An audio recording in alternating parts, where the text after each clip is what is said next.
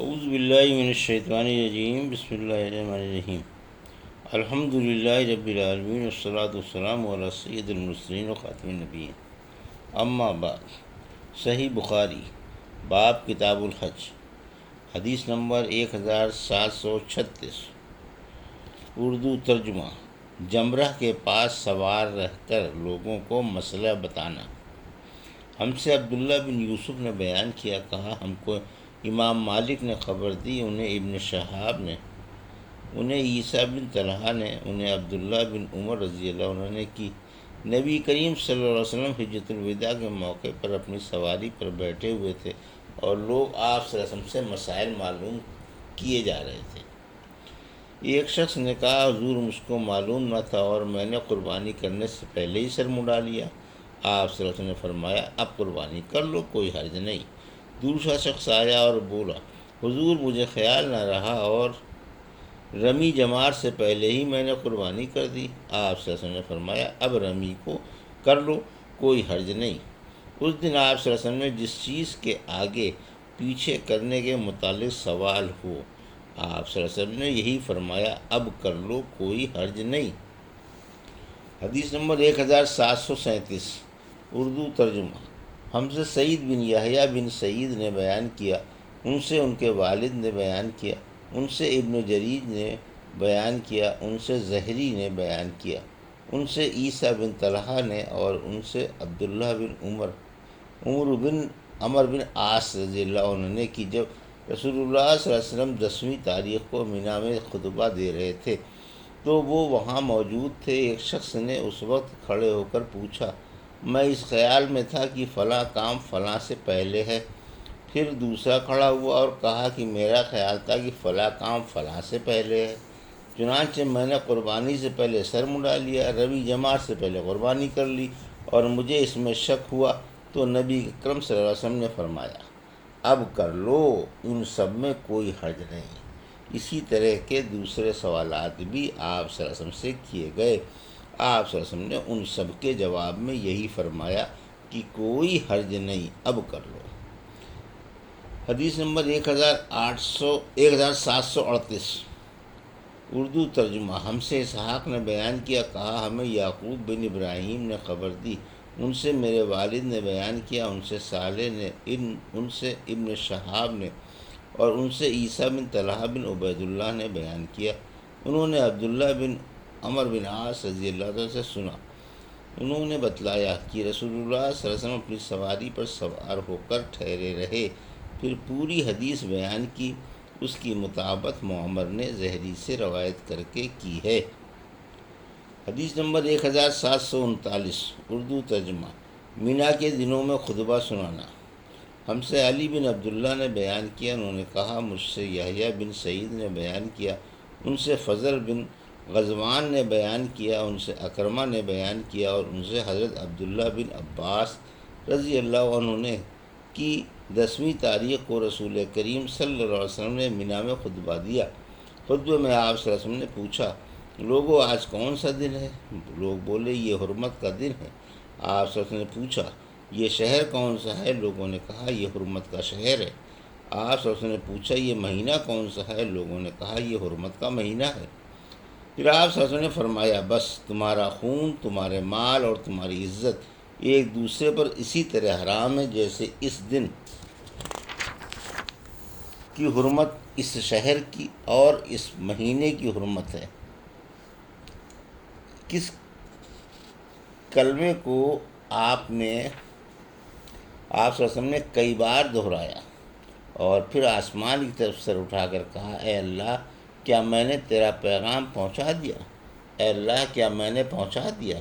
حضرت عبداللہ بن عباس نے بتلایا کہ اس ذات کی قسم جس کے ہاتھ میں میری جان ہے، آن صلی اللہ علیہ وسلم کی یہ وصیت اپنی تمام امت کے لیے ہے کہ حاضر اور جاننے والے غائب اور ناواقف لوگوں کو اللہ کا پیغام پہنچا دیں۔ آپ صلی اللہ علیہ وسلم نے پھر فرمایا دیکھو میرے بعد ایک دوسرے کی گردن مار کر کافر نہ بن جانا۔ حدیث نمبر 1740، اردو ترجمہ۔ ہم سے حفص بن عمر نے بیان کیا، ہم سے شعبہ نے بیان کیا، کہا کہ مجھے عمرو نے خبر دی، کہا کہ میں نے جابر بن زید سے سنا، انہوں نے کہا کہ میں نے ابن عباس سے سنا۔ آپ رضی اللہ تعالیٰ نے بتلایا کہ میدان عرفات میں رسول کریم صلی اللہ علیہ وسلم کا خطبہ میں نے خود سنا تھا۔ اس کی مطابقت ابن عینیہ نے عمرو سے کی ہے۔ حدیث نمبر 1741، اردو ترجمہ۔ ہم سے عبداللہ بن محمد نے بیان کیا، کہا ہم سے ابو عامر نے بیان کیا، ان سے قرہ نے بیان کیا، ان سے محمد بن سیرین نے کہا کہ مجھے عبد الرحمن بن ابی بکرہ نے اور ایک اور شخص نے جو میرے نزدیک عبد الرحمن سے بھی افضل ہیں، یعنی حمید بن عبد الرحمن نے خبر دی کہ ابو بکر رضی اللہ عنہ نے بتلایا کہ نبی کریم صلی اللہ علیہ وسلم نے 10ویں تاریخ کو مینا میں خطبہ سنایا۔ آپ صلی اللہ علیہ وسلم نے پوچھا کہ لوگوں معلوم ہے آج یہ کون سا دن ہے؟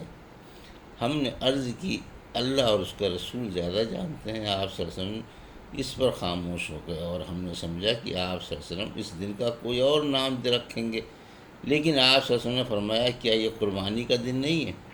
ہم بولے ہاں ضرور ہے۔ پھر آپ صلی اللہ علیہ وسلم نے پوچھا یہ مہینہ کون سا ہے؟ ہم نے کہا اللہ اور اس کا رسول زیادہ جانتے ہیں۔ آپ اس مرتبہ بھی خاموش ہو گئے اور ہمیں خیال ہوا کہ آپ صلی اللہ علیہ وسلم اس مہینے کا کوئی اور نام رکھیں گے، لیکن آپ صلی اللہ علیہ وسلم نے فرمایا کیا یہ ذی الحج کا مہینہ نہیں ہے؟ ہم بولے کیوں نہیں؟ آپ صلی اللہ علیہ وسلم نے پوچھا یہ شہر کون سا ہے؟ ہم نے عرض کی اللہ اور اس کا رسول بہتر جانتے ہیں۔ اس مرتبہ بھی آپ صلی اللہ علیہ وسلم اس طرح خاموش ہو گئے۔ ہم نے سمجھا کہ آپ صلی اللہ علیہ وسلم اس کا کوئی اور نام رکھیں گے، لیکن آپ صلی اللہ علیہ وسلم نے فرمایا یہ حرمت کا شہر نہیں ہے۔ ہم نے عرض کی کیوں نہیں؟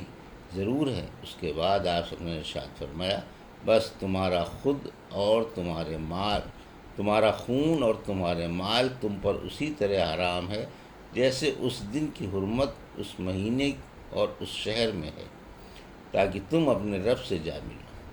کہو کیا میں نے تم کو اللہ کا پیغام پہنچا دیا؟ لوگوں نے کہا کہ ہاں۔ آپ صلی اللہ علیہ وسلم نے فرمایا اے اللہ تو گواہ رہنا، اور ہاں یہاں موجود غیب کو پہنچا دیں، کیونکہ بہت سے لوگ جن تک یہ پیغام پہنچے گا سننے والوں سے زیادہ پیغام کو یاد رکھنے والے ثابت ہوں گے، اور میرے بعد کافر نہ بن جانا کہ ایک دوسرے کی ناحق گردنیں مارنے لگو۔ حدیث نمبر 1742، اردو ترجمہ۔ ہم سے محمد بن مسنہ نے بیان کیا، کہا ہم سے یزید بن ہارون نے بیان کیا، کہا ہم کو عاصم بن محمد بن زید نے خبر دی، انہیں ان کے باپ نے اور ان سے ابن عمر رضی اللہ عنہ نے بیان کیا کہ نبی کریم صلی اللہ علیہ وسلم نے مینا میں فرمایا کہ تم کو معلوم ہے آج کون سا دن ہے؟ لوگوں نے کہا کہ اللہ اور اس کے رسول زیادہ جانتے ہیں۔ آن صلی اللہ علیہ وسلم نے فرمایا کہ یہ حرمت کا دن ہے، اور یہ بھی تم کو معلوم ہے کہ یہ کون سا شہر ہے؟ لوگوں نے کہا اللہ اور اس کے رسول زیادہ جانتے ہیں۔ آپ صلی اللہ علیہ وسلم نے فرمایا کہ یہ حرمت کا مہینہ ہے۔ پھر فرمایا کہ اللہ تعالیٰ نے تمہارا خون اور مال اور عزت ایک دوسرے پر ناحق اس طرح حرام کر دی ہیں جیسے اس دن کی حرمت اس مہینے اور اس شہر میں ہے۔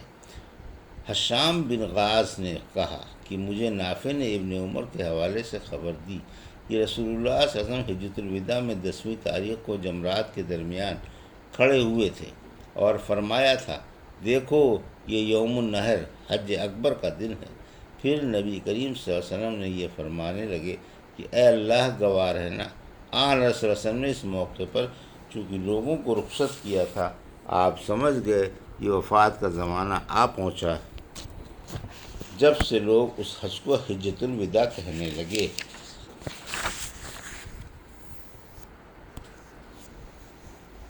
حدیث نمبر 1743، اردو ترجمہ۔ مینا کی راتوں میں جو لوگ مکے میں پانی پلاتے ہیں یا اور کچھ کام کرتے ہیں وہ مکے میں رہ سکتے ہیں۔ ہم سے محمد بن عبید بن میمون نے بیان کیا، کہا کہ ہم سے عیسیٰ بن یونس نے، ان سے عبید اللہ نے، ان سے نافع نے اور ان سے ابن عمر رضی اللہ عنہ کی نبی کریم صلی اللہ علیہ وسلم نے اجازت دی۔ دوسری سند۔ حدیث نمبر 1744، اور ہم سے یحییٰ بن موسیٰ نے بیان کیا، کہا ہم سے محمد بن بکر نے بیان کیا، کہا ہم کو ابن جریج نے خبر دی، انہیں عبید اللہ نے، انہیں نافع نے اور انہیں ابن عمر نے کہ نبی کریم صلی اللہ علیہ وسلم نے اجازت دی۔ حدیث نمبر 1745۔ اور ہم سے محمد بن عبداللہ بن نمیر نے بیان کیا، ان سے ان کے باپ نے بیان کیا، ان سے عبید اللہ نے بیان کیا، کہا کہ مجھ سے نافع نے بیان کیا اور ان سے ابن عمر رضی اللہ عنہ نے کی، عباس رضی اللہ عنہ نے نبی کریم صلی اللہ علیہ وسلم سے مینا کی راتوں میں حاجیوں کو پانی پلانے کے لیے مکے میں رہنے کی اجازت چاہی، تو آپ صلی اللہ علیہ وسلم نے ان کو اجازت دے دی۔ اس روایت کے مطابق محمد بن عبداللہ کے ساتھ ابو اسامہ، عقبہ بن خالد اور ابو زمرہ نے کی ہے۔